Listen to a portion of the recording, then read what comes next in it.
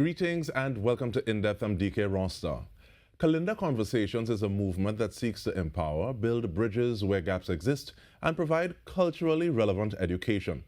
Interdisciplinary artist, educator, scholar, movement scholar, writer, curator, filmmaker, and proud Bois woman Jamie J. Philbert, she joins us. She speaks to us now about the initiative from her position of pointer for the Bois Academy of Trinidad and Tobago.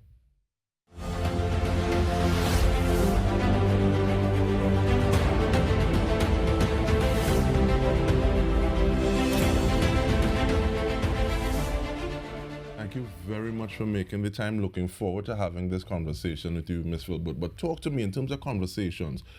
Why are the Kalinda Konversations important, significant, necessary at this time?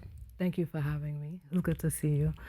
I think that it's something that's been important to have for a while now.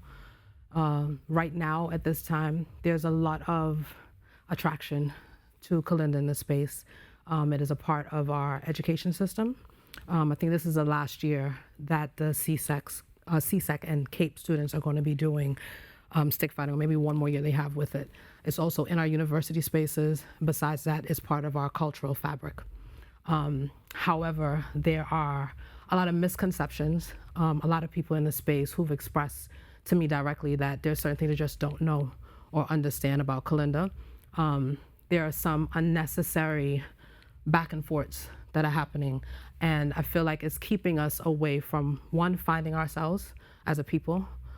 Two, it disallows a space for us to get to a larger point of there were multiple different Africans inside of this space, and what did they contribute and how did that contribute?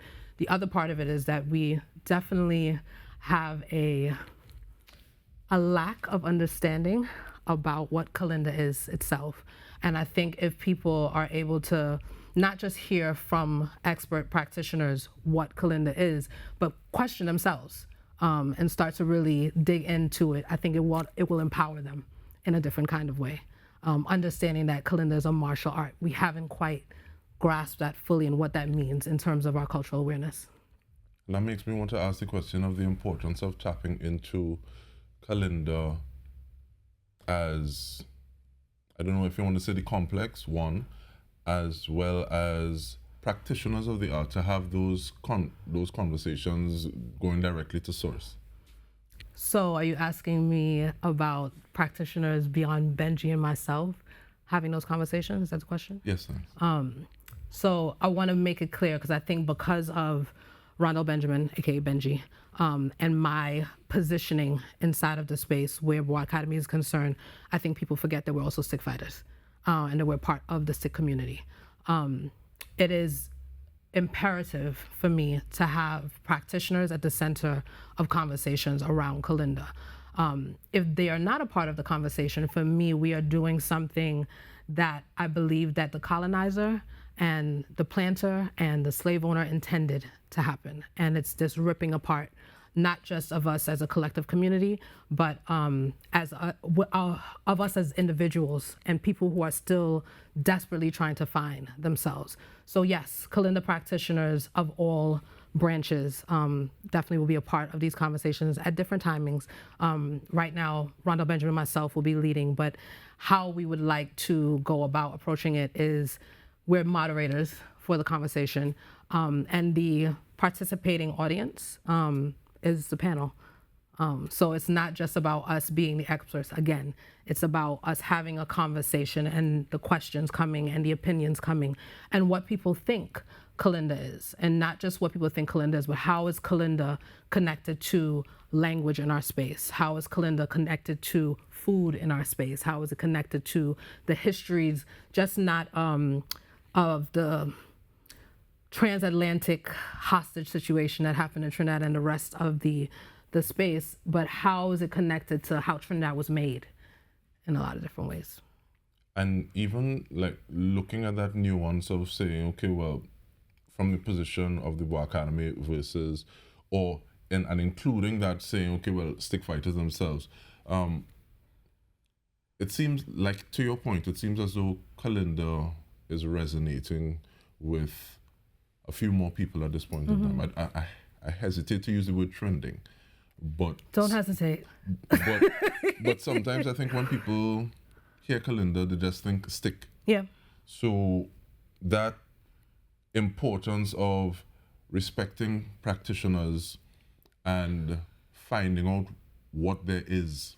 How central is that to what it is you're doing? Because even outside of the Kalinda Konversations, recently there would have been that event at Cafe Blue where you would have highlighted the work experiences and just the energy shared by King Anthony by Neil, and also saying, okay, well, this person is this person. This is what they do. This is the almost like claim to fame. This is where they are inside the community, and sharing that.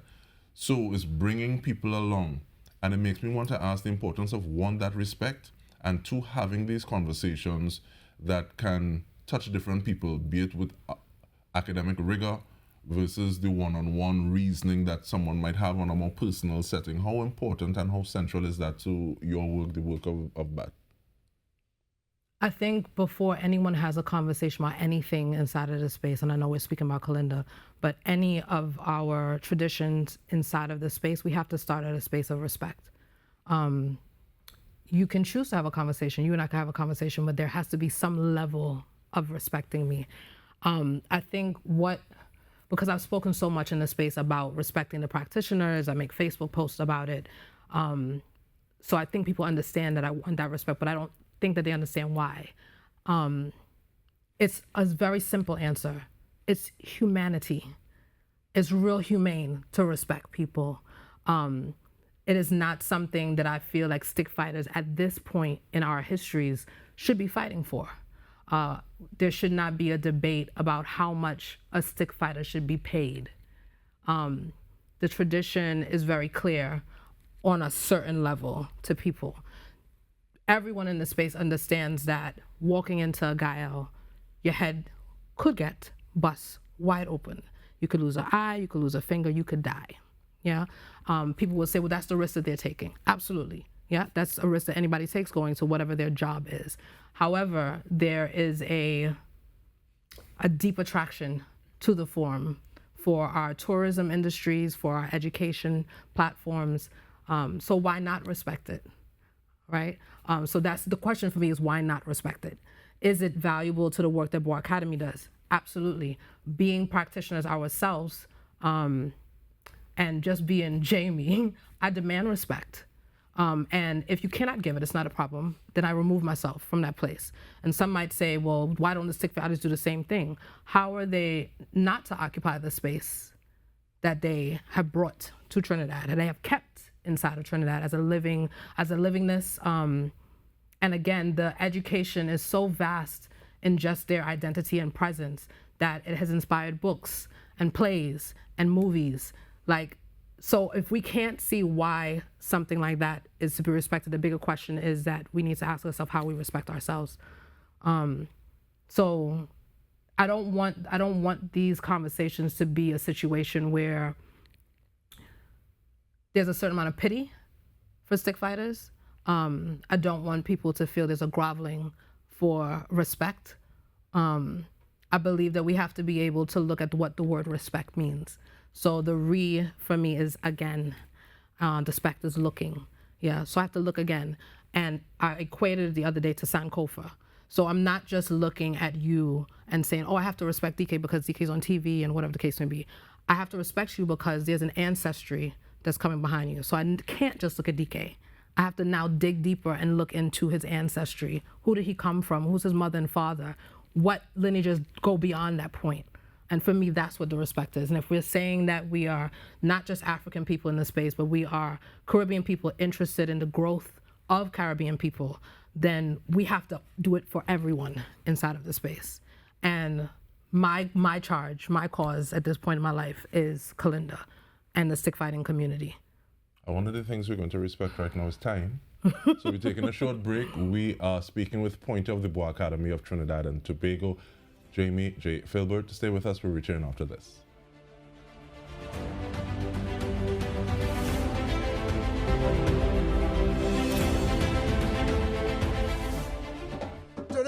digging ginger. Today I'm digging ginger. Today look we digging ginger. Today I'm digging ginger. Today tonight look we digging ginger. Today we digging ginger. Oh, the woman not 6 on ginger. Today we digging ginger. Tonight we not digging ginger. So we're taking some ginger. We're talking to Jamie J. Philbert, pointer of the Bois Academy of Trinidad and Tobago. And let us, as we just heard the voice, let us pay tribute to King Arnhem Cooper, the Congo Barrow. Congo Barrow Cooper. Definitely. Yeah. And that reel was edited by you. So what are some of the things going through your mind when you're just listening and preparing to bring people along on this intergenerational journey of education? What are the things that they should be prepared for? Come as yourself. Come with a thirst and a hunger to learn. Come with an open mind. Come with an open spirit. Come with questions. Come with some answers. It's a conversation, and I don't think that we have conversation. Sometimes we don't know how to have conversation. We are, I think, so used to this kind of thing that we don't know that this thing could actually do this. You know, that the thing can be fluid in such a way that we can make each other more competent in this space, that we can inspire each other in such a way that I call your name because I'm inspired by you and what you did, and bring that thing to a whole nother level, you know? I cannot do this work, Dike, without calling King David Matthew Brown, without calling King Arnhem Congo Barrow, without calling King Rondell Benjamin's name. These are the people who fostered a space for me, without calling Queen Rana by Neil, without calling King Anthony by Neil, without calling Queen Mava, you know, all these people that come from my line in particular. And I can go back and call the names of women who are written down in history: Texelia, Bobalups, Cariso Jane, you know, Hardback Doris, Sophie Belair. But I think that we are set inside a place where there's so much more to find out about who we are, again, as individuals and as a collective. And in order to do that, we have to open up a little bit. All right, in terms of opening up, we're going to open up about some of the logistics of the conversation. Sure. Because yes, you said come as you are, come with questions, come with answers. Where we coming? Please come to Arima. East Yard is the location, 27 Prince Street. We will be in the open air space. There will be a tent, just in case it decides to rain. I don't think that it will. We will be filming, but the filming part will the camera will be mostly faced on Benji, on myself. I'm very sensitive about filming people without their permission, or taking their photographs without having their permission to do so. So, you know, if you're sensitive about that as well, please make sure to let me know when you arrive. There'll be some refreshments, some light refreshments there. And I've asked a friend's mom to make curry cheese. I don't know if you've ever had curry cheese before. It is good. So I asked her to share that with you that evening. So light refreshments and food. The conversation will last at about maybe an hour and a half. So I don't want to keep people past 8 o'clock. And again, we're moderating it from a space of, you know, there's some protocol things we want to do in the space. Of course, we'll open up with ancestral ways that Benji and I have, and because that's first and foremost before we do anything. And then we'll open a conversation up with telling you what it's about, you know, what is Kalinda and respecting our traditions. And this is Friday, as in the 3rd? Friday, May 3rd, 6:30 p.m. Okay, Konversations means that, is it one of a series or? It's a series. So the plan is for it to happen every first Friday. The next date is June 7th. So people can look out if you can't make it this time. It will be June 7th, and we're still planning out the other dates because July 5th is my birthday, and there's another show at Cafe Blue that is happening, a one-woman show. So I'm trying to decide if I want to somehow insert Kalinda Konversations into the show at that time. Yeah. Who are some of the people who are helping bring this to life? So some of the collaborators and people that are supporting, as we say in Trinidad, giving us a strength inside of the work is Amplify, the program that actually this was developed inside of, which is run by East Yard, Kevin Garrett Fotheringham. It was an amazing program. There are 10 other groups that participated in the program. And we basically learned how to budget, what it means to network, what it means to make a value proposition and explain the work, and how to manage your social medias. I am not good at social media, and I don't want to say I'm not good because I feel like I'm getting better at it, but it's not something that I'm attracted to. But I do understand that those are one of the things that if you're trying to get the word out about something that's important, you have to use that tool these days. Yeah. The other groups that are giving us a strength is the Black Consciousness Festival, which is run by Sean Samad and Erica M.B. Ashton. New Beacon Books, which is Michael LaRose. He is the son of John LaRose, and you do some history, but another Aramean person. New Beacon Books is in London, so we're happy to have that as a support and strength as well too, because we would like some literature to come out of this. And that's it. Having literature come out of it, how important was the significance of that? Because yes, it's one thing to pass on oral history and traditions. The adding of literature and archiving, documenting the work that way, what wrinkle does that put into the whole conversation? I hope it puts a dent and not a wrinkle. I think one of the issues that has occurred is that most of the scholarship, most of the books that we see on Kalinda are not written by actual practitioners.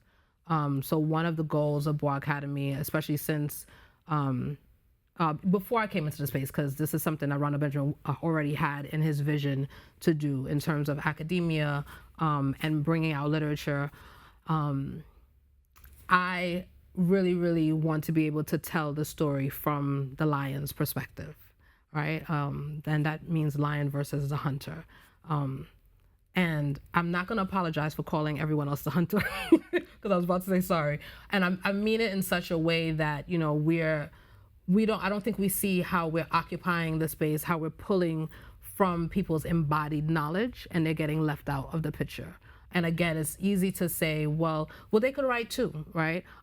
If a person does not know how to do a thing, right, or how to approach a thing, it's not that easy. If they don't have accessibility to a certain space, it's not going to be that easy. So my hope is beyond Benji and myself writing is that the Kalinda community will also get the opportunity to share their stories. And there's some different approaches because I've had to be very creative about the ways I go about it. You mentioned the show earlier. Our process for putting that show together, and you know, I'm saying show very lightly because it wasn't that for me or for the people involved inside of it.